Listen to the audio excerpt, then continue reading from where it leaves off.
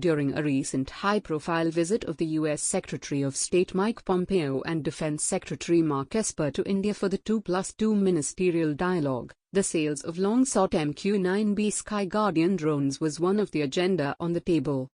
However, according to some recent reports, New Delhi outrightly refused the offer after one of its three services raised a question on the proposed $3 billion deal, citing the cost-worthiness of the aircraft. If formalized, the proposal called for the sales of 30 MQ-9B armed SkyGuardian drones, 10 for each service. The joint services procurement would have seen the first 6 MQ-9B SkyGuardians worth $600 million, 4,400 crore rupees, purchased outright from U.S. firm General Atomics and delivered to the Indian Army, Navy, and Air Force over the next few months, 2 for each service. The remaining 24 drones were to have been acquired over the next 3 years. This comes as a surprise to many defense experts, as India had been eagerly looking forward to acquire these UCAVs.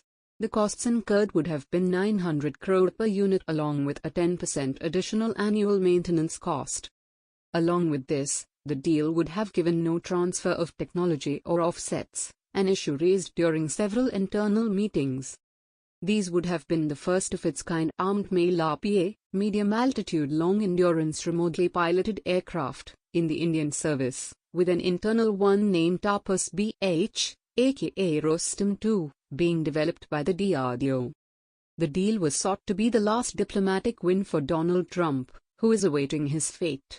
It is also speculated that the uncertainty of the outcomes of the presidential elections also affected the decision made at Risina Hill. However, there is one more catch to it. These drones, which are less maneuverable and carry a lesser payload, are very vulnerable to air defenses, a capability both of India's rival neighbors, China and Pakistan, excel at. The engagements over Afghanistan and the success rate could be attributed to the lack of air defense capability of the Taliban, while in other parts of the Middle East, these drones have been shot down by even the oldest of Soviet-era missile systems. The recent clashes between Armenia and Azerbaijan might have shown how effective these drones could be against enemy armor. Meanwhile, it also shows the high number of drone losses for both sides.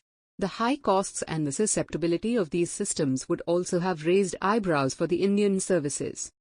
The deal's acceptance of necessity, AON, is still yet to be approved by the Defense Acquisition Council, which is one of the most important steps in a foreign arms procurement in the Indian government. The US diplomats wanted the SkyGuardian deal to be the highlight of their visit to India. However, they had to be satisfied only with the highlights of the inking of the Basic Exchange and Cooperation Agreement, BECA, an important milestone between the two nations. This also allows the Indian operators to use the American navigational and mapping systems, paving a way for future procurement of the MQ-9BS. The deal could still be signed in the future, but the plan appears to be shelved by New Delhi, at least for now. Instead, the services might go forward with the Project Cheetah, which is to upgrade the existing drones to carry out offensive operations against the enemy. Under this project, 90 Heron drones of the three services would be upgraded to be armed with laser-guided bombs, air-to-ground, and air-launched anti-tank guided missiles. The costs saved from signing the SkyGuardian deal could be used more efficiently by investing in long-sought indigenous procurement of LCA Tejas Mk-1 as and light combat helicopters, and supporting the internal industries under the helm of Atmanirbhar Bharat.